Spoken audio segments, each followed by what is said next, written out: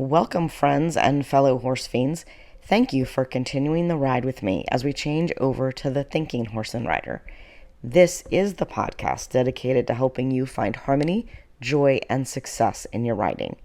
And I'm your host, Fox of Equus Enlightened. This podcast is about training you to become the best possible partner for your horse. Because when you let go of perfection, quiet the pressure, and ride with presence, your horse has the space to show up as their best self too. Here, we'll dive into everything from mindful riding and compassionate training to the psychology of partnership and the little shifts that make a big difference. Together, we'll explore how to create more ease, connection, and flow in and out of the saddle. Grab your boots, take a deep breath, and let's step into a new way of riding, one where success means riding from the heart. So what are you waiting for? Come ride with me.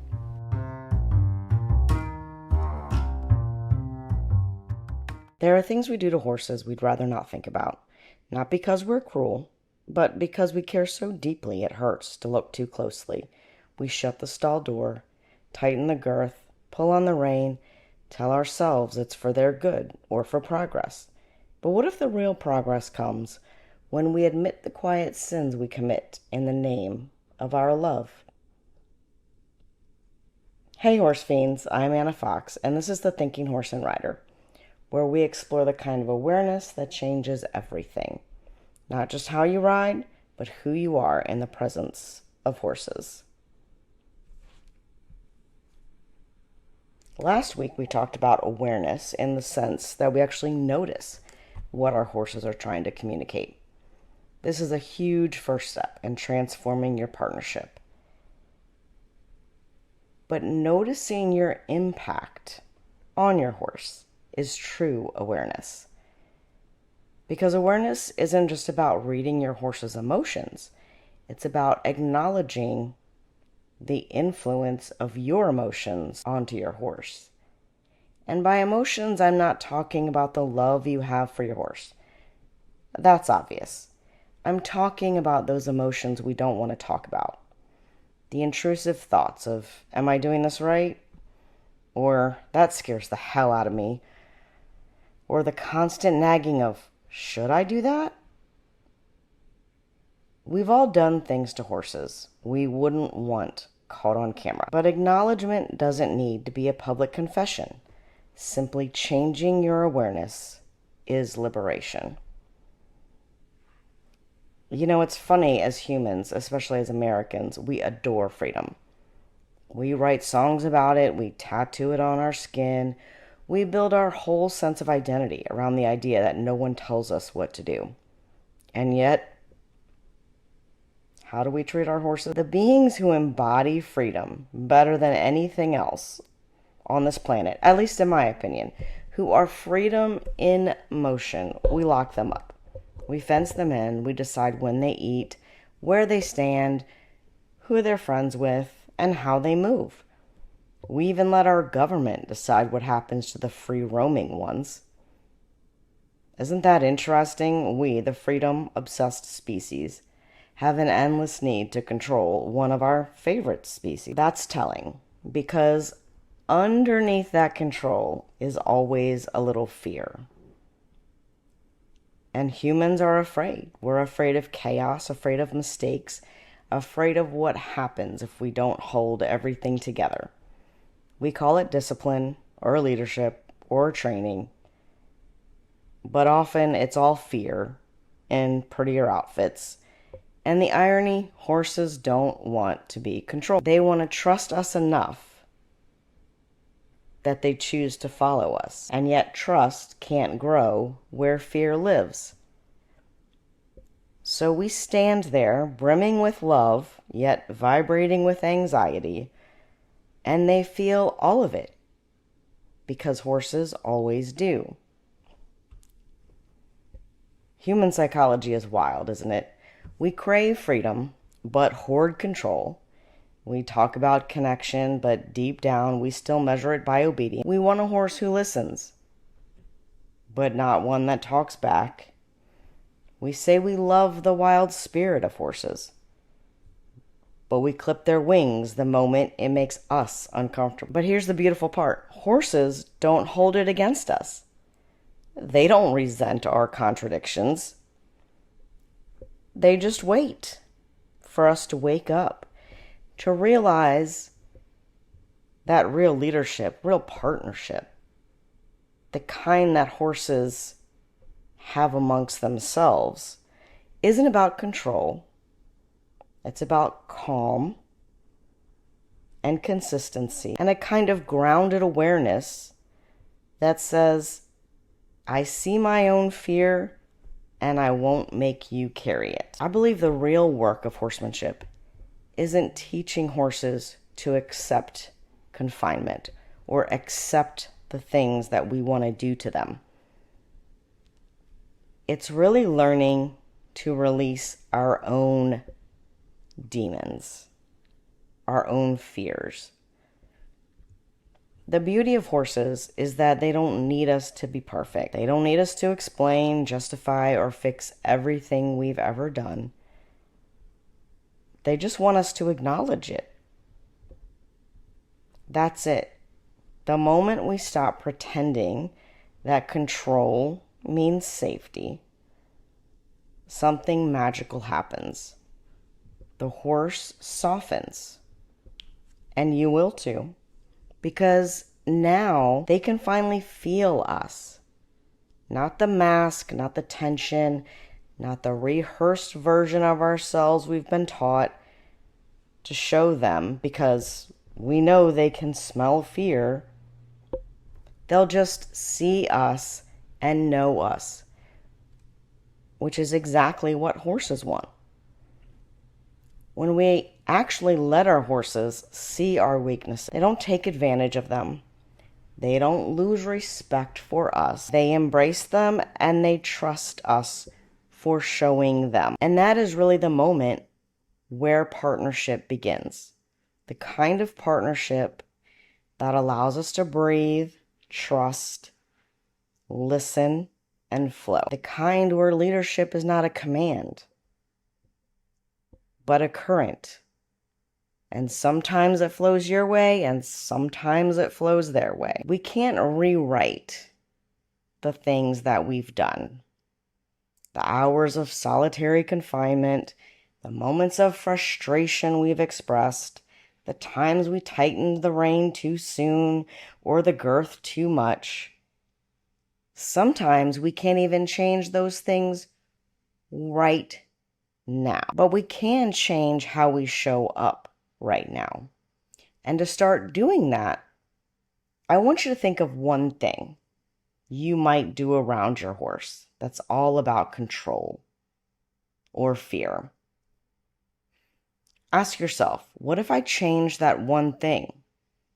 Doesn't have to be a dramatic change. It may just be a subtle shift in the way you think about that one thing. Maybe it's just acknowledging your need for control in that moment, or your hint of fear in that moment. Because when we show up with awareness that what we do might not be optimal for our horses, and we can acknowledge that we're still acquiring the skills and resources to be the best human we can be for our horses, that allows us the freedom to change and to walk a new path with our horses. Because awareness with judgment becomes a prison. We humans are masters at turning observation into accusation. We notice something. I tightened the rein, I got scared, my horse hesitated, and instantly the inner critic steps in. You know, that perfectionist. You should have known better. You messed it up again. See, this is why you'll never be good enough. And just like that, the moment that could have opened us up shuts us down. Because judgment turns awareness into a verdict. And verdicts end conversations. Horses don't judge us that way. Or each other. They notice, they respond, they adapt, but they don't shame. Their entire communication system is built on awareness and boundaries without emotional baggage. When a horse corrects another horse, it's clean, it's clear, it's over. No one's sitting around stewing about it later. And that's the level of clarity that horses invite us into. What if we could meet ourselves with that same kind of honesty? What if instead of, I'm so bad at this, we simply said, oh, I don't know that yet. That tiny shift turns self-judgment into self-discovery. And that's the moment freedom returns.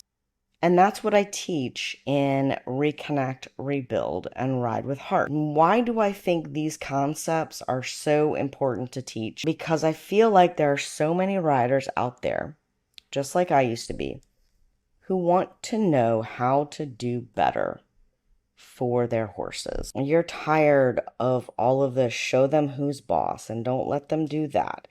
And just keep your leg on while you're silently racking your brain, maybe perusing the internet for other solutions. You're probably even experimenting with little things here and there. I used to experiment with allowing my horse to explore the showgrounds by leading me. Now, we had boundaries, but within those, I allowed him to pick where he wanted to go, and usually for how long. And yes, this had me giving up my agendas. And once I started learning what he liked, I had to plan around those things. I learned he really liked to eat a certain weed. I learned that he really liked to eat a certain weed that grows in the gravel. Mostly in the gravel. It does grow in the grass too. But anyway, he also prefers to be able to see the other horses and know the lay of the land, rather than be confined in a space where he can't see. Now, I could have easily set my boundaries to, he's going to have to deal with my schedule and my stabling preferences and all of my needs because I'm the one paying the bills. But horses don't understand about who pays the bills. And I can promise you that once we got into a routine that honored both of us and our needs around traveling, it became easy. And all I had to do was take a little extra time and be aware of something outside of myself. That's why this isn't another riding program. We aren't going to talk about how to get your horse off the inside leg and onto the outside rein, or how to keep your shoulders back. It's a restoration and a rejuvenation for you and your horse. It's where we stop trying to make the perfect picture and start rebuilding your relationship, where we transform guilt into guidance, fear into feel, and pressure into presence. Because when you ride from awareness, you can finally exhale. And when you exhale, your horse will too. And when you start breathing together, you can start healing together. And I know how easy it is to lose the very joy that brought us to horses in the first place. Most of us started riding because it made us feel alive, because being around horses gave us a sense of belonging we couldn't quite find anywhere else. But somewhere along the way, that joy got tangled up in rules and ribbons, in training systems and social pressure. We started measuring connection by performance, and when the results didn't come fast enough, we blamed ourselves or our horses. The truth is, the horse world forgets to teach the most important part of horsemanship, the relationship itself. We're told how to make a horse move, but not how to make them want to move with us. And so we end up in this strange, lonely place, technically skilled, but spiritually disconnected, wondering why the thing we love most suddenly feels heavy. This course is the antidote to that. So if this conversation stirred something in you, that ache, that truth, that little tug, you're ready.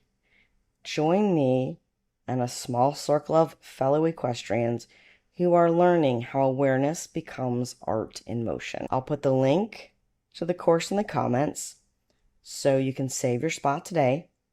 We start next week.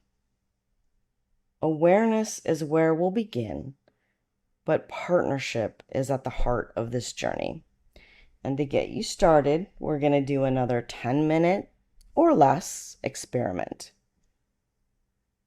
I want you to pick a spot where you feel a little uneasy with your horse. Maybe it's before getting on at the mounting block, or putting them on the trailer, or picking up their feet.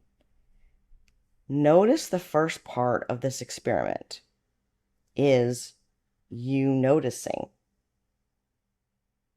You're noticing, but you're not judging. And then you're just going to stand quietly with your horse and take 5 deep breaths. Make your exhales a little longer than your inhales. And keep your awareness on your horse. You aren't breathing at them. You're breathing with them. And can you notice their breathing? Can you sync with it? What else do you notice about your horse in this moment? Don't overthink it. Just notice it. And then go do whatever you were going to do. Happy riding. Thanks for riding along with me today, friends. If you'd like to keep exploring these ideas, head over to equisenlightened.com, where you'll find free resources, including favorites from last season to help you start letting go of that perfectionism. Keep an eye out for my upcoming online course, Reconnect, Rebuild, and Ride with Heart. It's designed to guide you step by step toward the partnership you've always wanted. And don't forget to subscribe to the podcast wherever you listen. Give us all the stars on Apple if you're listening there, because it helps more riders like you find the pod. I'd also love for you to follow along on social media. You can find Equus Enlightened just about anywhere, but I will put links in the show notes for you. Until next time, ride with heart and give your horse and yourself a little grace.